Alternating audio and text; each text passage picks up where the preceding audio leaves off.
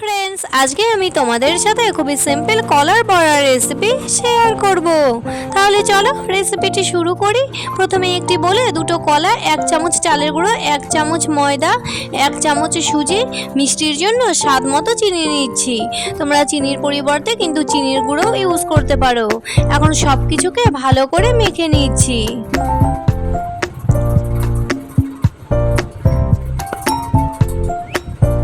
মেখে নেওয়া হয়ে গেলে কড়াতে সাদা তেল গরম করে গ্যাসের ওভেনটিকে মিডিয়ামে রেখে অল্প অল্প ব্যাটার গোল করে দিয়ে দিচ্ছি।